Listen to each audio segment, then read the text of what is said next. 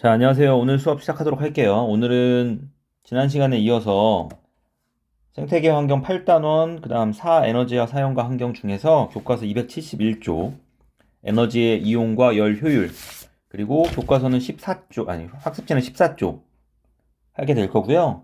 오늘 하는 내용의 주된 내용은 열 효율에 관련된 이야기예요. 자, 열 효율이 무엇인지에 대해서 한번 볼 건데요. 지난 시간에 우리가 에너지 전환 사례들을 쭉 한번 살펴봤었잖아. 근데 그때 보면 청소기를 돌릴 때 내가 원하는 건 전기 에너지를 모터의 운동 에너지로 전환시키는 건데 그때 부수적으로 열 에너지와 소리 에너지가 발생하는 걸 봤었죠. 그런 거에 대한 이야기를 좀 해보려고 해요.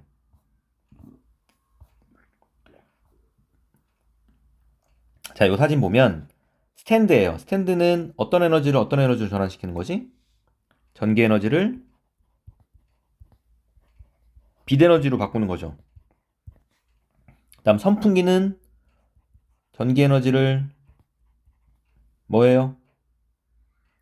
모터의 운동 에너지로 전환시키는 거고. 다음 노트북은 전기 에너지를 뭐 빛 에너지라든지 또는 소리 에너지 등으로 전환시키는 건데, 그런데 문제는 이때 열이 발생한다는 거예요. 내가 원하지 않았던. 그리고 이 열이 발생하는 게 기계 장치의 정상적인 작동을 방해하는 경우가 있어요. 특히 컴퓨터 같은 경우는 열이 많이 발생하면 그 컴퓨터에서 CPU라고 하는 걔네가 오작동을 일으킬 수가 있어서 반드시 쿨러를 같이 사용을 하게 돼. 이런 문제점들이 생기게 돼서 우리가 원하는 형태의 에너지로 전환을 잘 시켜주는 게 중요한데, 그 중에 이제 열기관에 대한 이야기를 할 거야. 에너지 전환 중에서 열기관.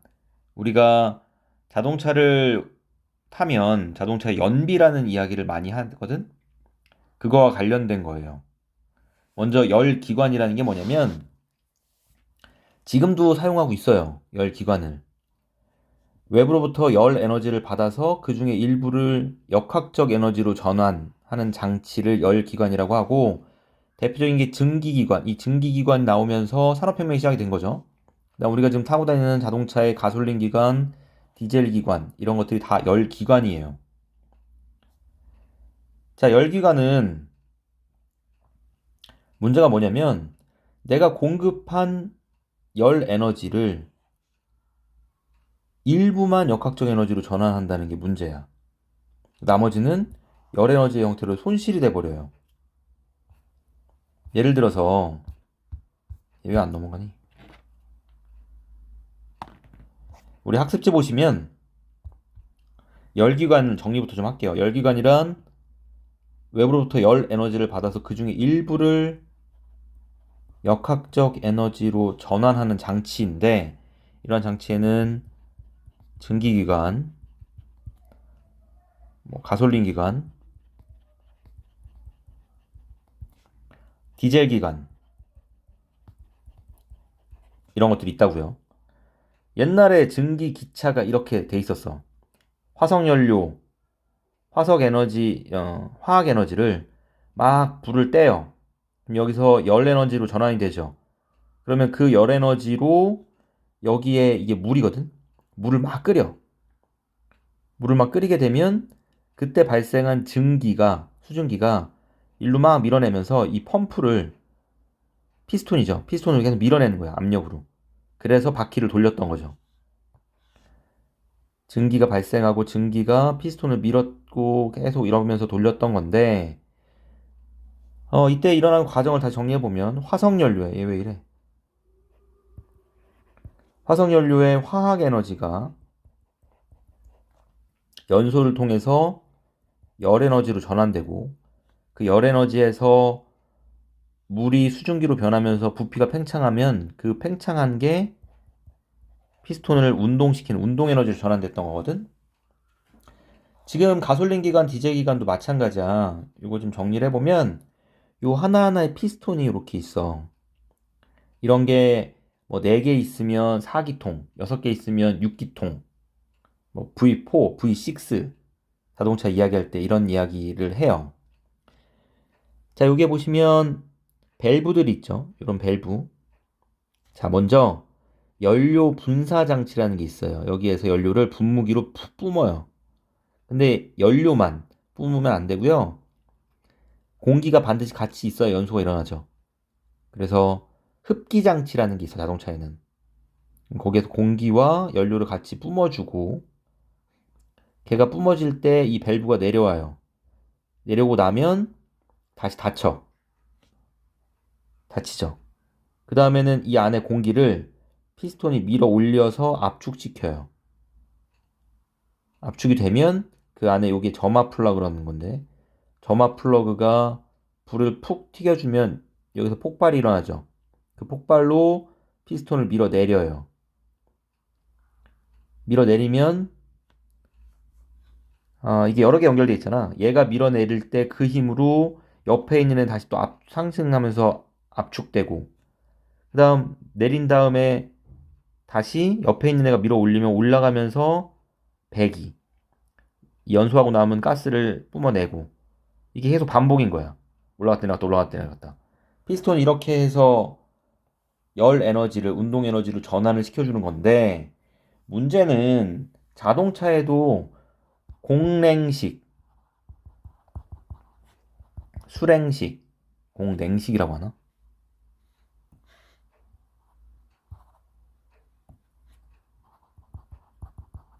순행식. 사실 요새는 이 두 가지를 다 같이 써요. 그러니까 공기가 막 들어와서 이 피스톤에 열을 식혀주고 그 다음에 냉각수라고 하는 물이 이 엔진 피스톤의 엔진 주위를 계속 감싸면서 이걸 또 열을 식혀줘. 안 그러면 터져요. 열이 너무 많이 나서. 그만큼 내가 원하는 대로 화학 에너지를 운동 에너지로 전환 못 시키고 많은 양의 에너지가 열로서 빠져나간다는 거야. 그 효율을 따지는 거 우리는 열 효율이라고 하는데요. 열 효율에 대해서 좀 얘기를 해볼게요.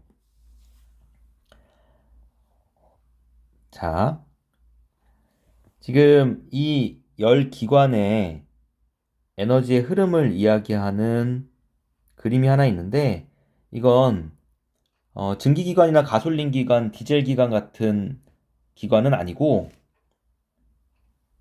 보일러를 생각하면 될 거예요. 보일러.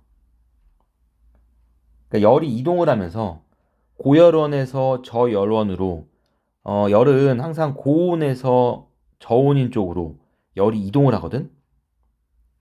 열이 이동을 하면서 그 이동하는 중간에 열 기관에서 일을 하게 되는데 그때 한 일이 있고 그 열기관에 한 일이 있고 그 나머지는 방출돼 버려요. 이게 대기 중으로 버려지는 일이거든. 따라서 한 일은 공급한 에너지와 방출한 에너지의 차이만큼을 일로써 하게 돼요. 우리가 일은 W라고 표현해요. 즉 열기관은 높은 온도의 고열원에서 에너지를 공급받아서 외부에 일을 하고 그러니까 외부에 일을 한다는 건 뭐 피스톤이 있으면 피스톤을 얘가 밀면서 바깥쪽에다 어떤 일을 하잖아. 그런 뜻이야. 다음 낮은 온도의 저열원으로 열에너지를 방출하는 게 열기관인데 모든 열기관을 통칭해서 이렇게 그냥 간략하게 이야기해요. 그때 열기관 내에서의 에너지는 공급한 에너지는 일을 하는 것과 방출한 에너지의 합으로서 표현되고 열 효율은 공급한 열분의 한 일이에요. 둘의 단위는 둘 다 줄을 사용해. 줄.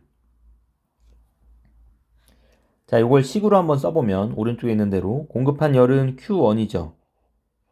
Q1 분의 한 일은 W 또는 공급한 열 분의 한 일은 공급한 열과 버려지는 열의 차이였죠. Q1-Q2로 쓸 수 있고요. 이건 항상 1보다 작을 수밖에 없어요. 이 열 효율이라는 건. 버려지는 열이 존재할 수밖에 없거든. 우리가 무한동력이라는 말 들어봤니?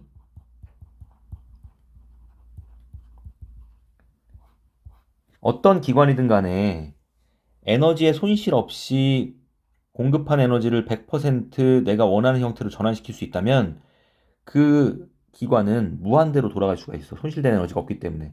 근데 이건 이상적일 뿐이지 불가능하거든. 그 이유는 항상 버려지는 열이 있기 때문에 그래요. 자, 예를 들어서 열 효율을 한번 계산해 보면 어떤 열 기관이 500줄의 에너지를 공급받았대요. 같이 한번 해볼게요. 그 중에 200줄을 방출했대. 얘 열 효율은, 자, 열 효율을 소문자 2로 쓰는데 얘는 공급한 에너지 500줄 분의 한 1. 500줄 받고 200줄 내놨으니까 300줄만큼의 일을 했겠죠. 따라서 500분의 300이니까 얼마요? 0.6이죠. 퍼센트로 따지면 60%. 그래서 얘는 60%의 열 효율을 가진 기관이에요. 자, 요 그림이 잘 이해가 안 될 거야. 요 그림이. 요 그림은 물리에서 이야기하는 열 효율이 가장 큰 기관인 카르노 사이클, 카르노 기관이라고 하는 애에서부터 나온 그림이거든. 열 효율이 가장 좋은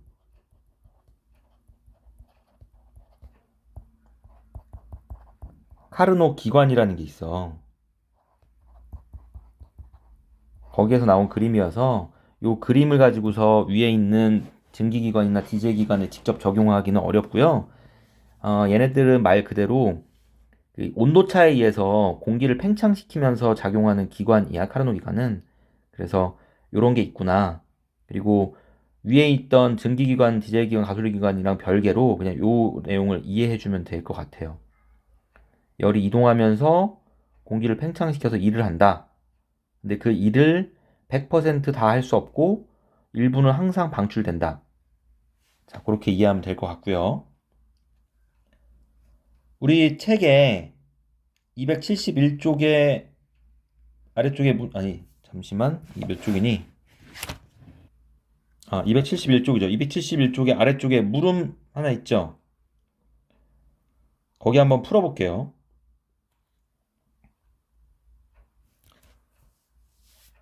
자, 얼른 각자 해보세요. 계산하는 거 어렵지 않으니까요.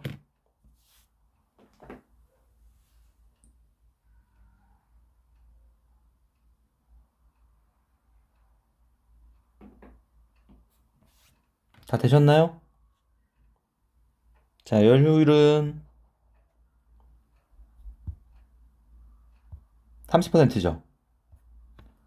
어떻게 나오냐면 공급한 열이 10,000줄이고 그 중에 3,000줄의 일을 했대. 얘는 얼마큼 일했는지 딱 줬어요. 그러니까 0.3이고 30%죠. 됐죠?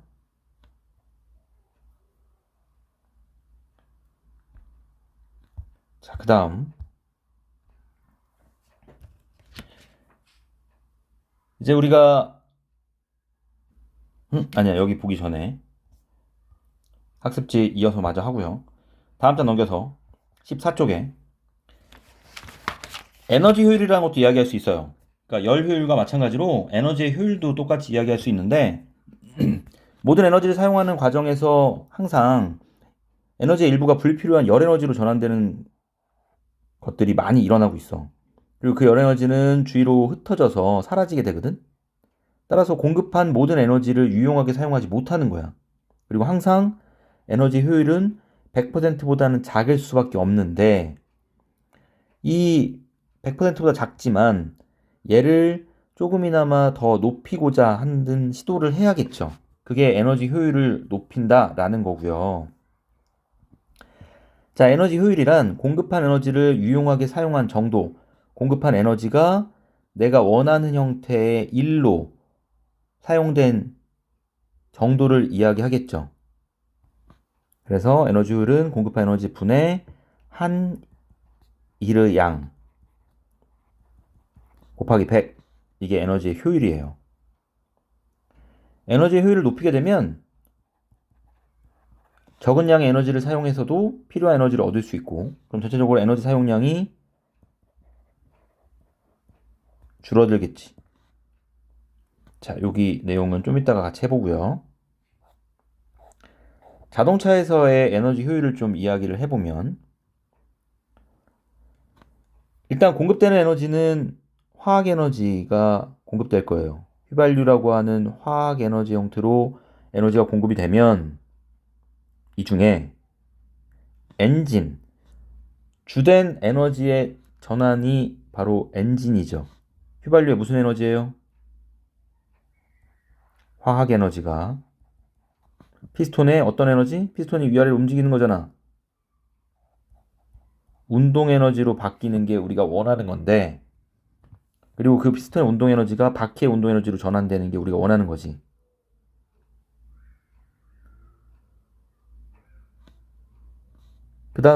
그런데 이때 배기가스나 아니면 바퀴와 지면 마찰 이런 걸로 해서 마찰열로 무려 45%가 빠져나가고, 그다음 기타 뭐 에너지로 9%가 빠져나간대요. 그다음 엔진 부분에서 열로 20%가 또 빠져나가요. 그럼 실제로 피스톤의 운동으로 전환되는 건 몇 퍼센트예요? 얼마예요? 65, 26%밖에 안 되네요. 100% 에너지에서 26%밖에 전환이 안 되는 거야. 그럼 얘의 에너지 효율은 얼마니?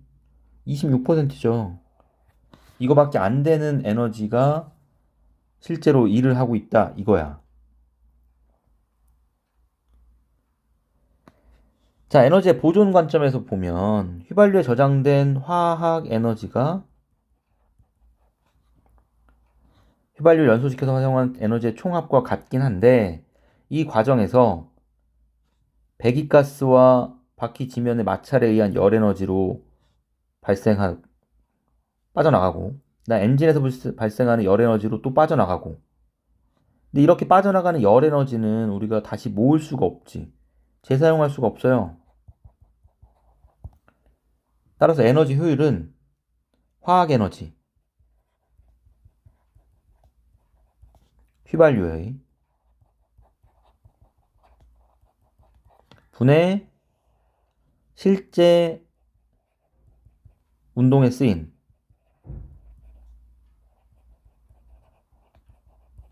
밖에 안 되니까 26%라는 거죠. 굉장히 낮은 효율이에요. 이걸 높이는 게 필요한 거고요. 자, 위쪽에 에너지 전환 사례들이 있는데 이거 한번 써볼까요? 배터리를 사용할 때는 지난 시간에 했던 거잖아. 배터리에 저장된 화학 에너지를 전기 에너지로 바꾸는 거고, 충전할 땐 전기를 꽂아서 다시 화학 에너지로 바꿔주고요. 전조등 앞에 라이트예요. 라이트는 이 배터리를 갖고 쓰는 거야. 배터리의 전기 에너지를 빛 에너지로. 라디오는 전기로 가죠. 전기 에너지를 소리 에너지로. 자, 밑에 한번 해볼게요. 전등이 할로겐등, 형광등, LED 전등 있거든? 여기에 실제 빛과 소모되는 열, 기타 다 써놨어요. 이걸 채워서 궁극적으로 여기 에너지 효율이 각각 얼마인지 한번 계산해 볼게요. 자, 지금부터 한번 해보세요. 5분. 얼른 직접 해보세요. 멈추고 시작. 자, 다 해봤어요? 같이 한번 보시면 1초 동안에 할로겐 등이 사용하는 전기 에너지가 30줄인데 그 중에 26.1줄은 열로 빠져나와요. 열. 엄청 뜨겁거든, 할로겐 등은. 그럼 기타가 0.32g 남는 게 3.6 정도 되고요. 그다음 형광등은 25주를 1초 동안 사용하는데 실제로 빠져나가는 거 말고 그러면 빛은 25 정도 되죠. 25가 아닌데? 얼마니? 5 정도 되죠. 5. 그다음 LED가 1초 동안에 17을 사용하는데 10.2가 빛의 형태로, 열은 6.3, 뭐 기타는 0.5 정도밖에 안 돼요. 그래서 에너지 효율을 계산하면 이게 30분의 3.6이니까 퍼센트로 하면 한 12% 정도? 그다음 얘는 25분의 5면 5분의 1이니까 20%. 그다음 얘는 17분의 10.2 계산하면 한 60% 되네요. LED가 효율이 엄청 좋구나. 그래서 LED 전구를 많이 쓰는구나. 그쵸? 자, 우리 책에 273쪽 볼게요. 거기 보시면 해보기에 가솔린, 디젤, 우리 방금 전구에 대한 이야기는 했고, 가솔린, 디젤, 하이브리드 기관에 대한 에너지를 조사해보라는 게 있는데, 여러분이 찾기는 좀 어려울 거고요. 얘네들의 에너지가 대략적으로 이렇게 돼요. 그러니까 증기기관에 공급되는 에너지가 이만큼일 때 한 일은 이거. 그러니까 효율이 0.08밖에 안 돼요, 증기기관은. 효율이 엄청 떨어지죠. 효율이 8%예요. 가솔린 기관이 25%, 디젤 기관이 좀 더 좋네요. 35%. 연비가 그래서 디젤이 더 좋은 거야. 자동차 중에. 이렇게 효율이 있지만 어쨌든 25에서 30 정도 사이밖에 안 된다라는 거죠. 그럼 우리 아까 학습지에 안 하고 넘어왔던 부분 있지. 얘 한번 써볼게요. 열에너지의 이용효율을 높이는 게 사회적으로는 어떤 의미가 있을까요? 열에너지의 효율을 높여야지 연료를 적게 사용하지. 어떤 연료? 화석연료. 사용을 줄일 수가 있죠. 얘를 말했으면 왜 안 돼요? 우리 지난번에 배웠지? 화석연료의 사용량이 많으면 이산화탄소 발생이 많아지고, 그럼 결국 지구 온난화를 감소시킬 수 있다.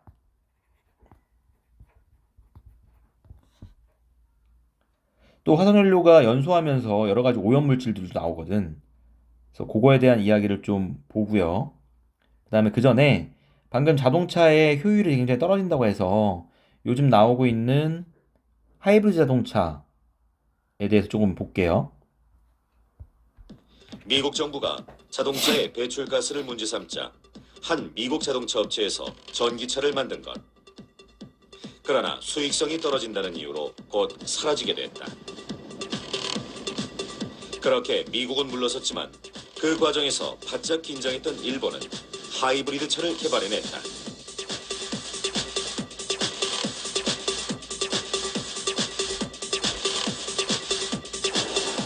하이브리드 자동차란 화석연료 자동차와 전기 자동차의 중간 형태로 두 자동차의 장점들을 절충한 차라 할 수 있다.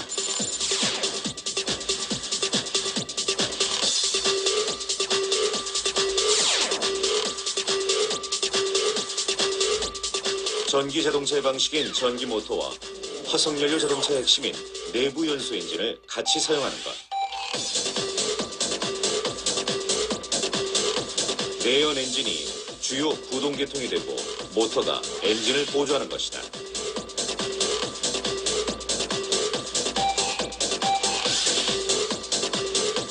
엔진의 크랭커 축이 돌고 피스톤 운동을 하면서 압축기가 형성되어 최적 효율로 구동이 돼도 오염이나 이산화탄소 발생이 일어나게 되는데 그 효율을 극대화시켜 전기적인 부품을 추가한 것이다. 일단 차량이 시동을 걸고 주행을 하게 되면 제동, 회생제동을 통하여 전기를 생성하고 이 생성된 전기는 차량 뒤편의 배터리에 저장된다. 그리고 배터리에 저장된 전기는 배터리 관리 시스템에 의해 전기를 공급하게 되는 것이다.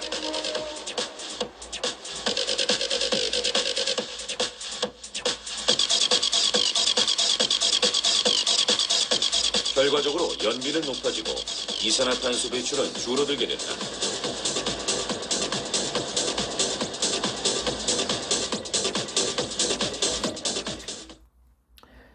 요새는 하이브리드 차뿐만이 아니라 전기 자동차도 많이 나오고 있죠.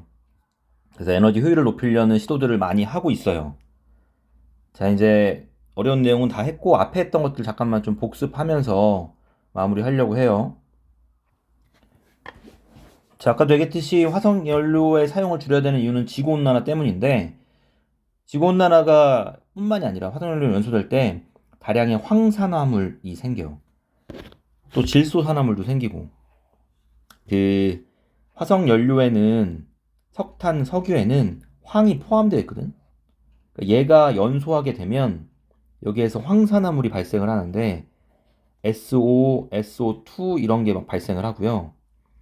그 다음 질소산화물도 나와요. 이 질소산화물은 왜 나오냐면 질소가 화석연료 안에 포함되어 있는 건 아니고 공기 중에 질소는 삼중결합으로 굉장히 강한 결합을 하고 있어요. 그래서 이게 웬만하면 안 끊어져요. 공기의 한 80% 정도를 질소가 차지하는데 이게 웬만하면 안 끊어지는데 끊어지는 경우가 크게 세 가지 정도 있어.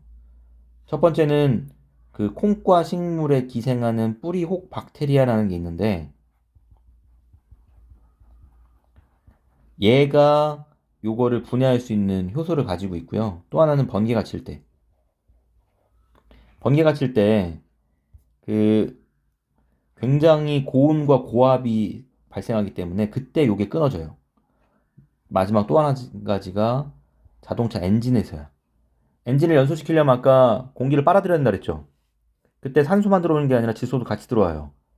그 안에서 고온과 고압이 발생하다 보니까 이게 끊어지고 질소산화물인 NO, NO2가 배출이 돼요. 배기가스로. 그 다음에 이산화탄소도 마찬가지로 다량으로 배출이 되고요. 이 중에 이제 이산화탄소는 지구 온난화에 영향을 주는 거고 SO2와 NO, NO2는 빗물에 녹아 들어가서 산성비를 일으키고 그 다음 호흡기 질환도 일으켜요. 얘네가 그냥 공기 중에 있으면. 산성비는 이제 얘네가 물에 녹으면 황산과 질산을 만드는 거고요.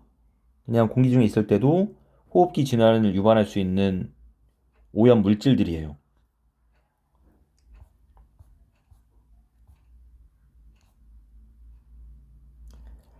에너지 사용에 따라서 지구 환경의 변화를 보면 이거 오타야 변화.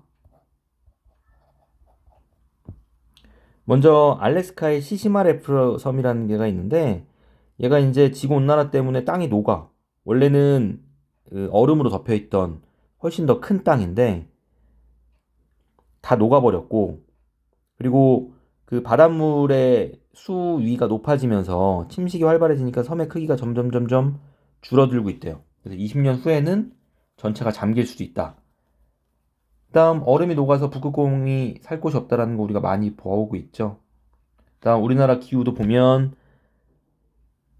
2011년에서 40년 사이에 우리나라가 아열대 기후가 이만큼 우리나라 온대 기후인데 동남아처럼 아열대 기후.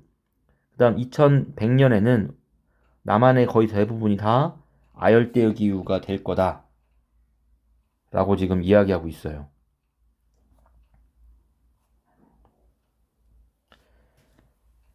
이러한 지구 환경을 지키기 위해서 우리 뭐 전 세계적으로 교토 의정서, 교토 협약이라는 걸 맺어서 온실효과를 감축시키자라고 이야기를 하고 있는데 사실상 잘 되고 있지는 않는 것 같아. 자, 다음 시간에 이제 그래서 우리가 생활에서 에너지를 줄일 수 있는 에너지 제로하우스에 대해서 이야기를 해보도록 할 거고요. 자, 오늘은 수업은 여기까지 하고 그다음 문제를 풀 게 좀 꽤 있어요, 오늘은. 평가 문제집을 볼게요. 평가 문제 보시면 195쪽부터 지난 시간에 풀지 않았던 문제들 꽤 있죠. 그래서 여기 다 풀고요. 그 다음에 대단원도 끝났어요. 8단원도 끝나서 대단원 마무리 문제까지 대단원 마무리해서 우리가 1, 2는 안 했고 3, 4단원만 했잖아. 그래서 그 3, 4단원에 해당하는 문제들만 풀면 될 것 같아요. 1, 2번은 여기도 1, 2번 안 해도 되고 3번, 4번부터 해서 쭉 다 풀고 여기도 서술형도 8번, 9번 빼고 나머지 문제들은 풀면 되겠어요. 대단한 마무리 문제까지. 자, 남은 시간 쭉 푸시면 되겠습니다. 얼른 평가 문제 풀고 문제 풀기 시작하세요.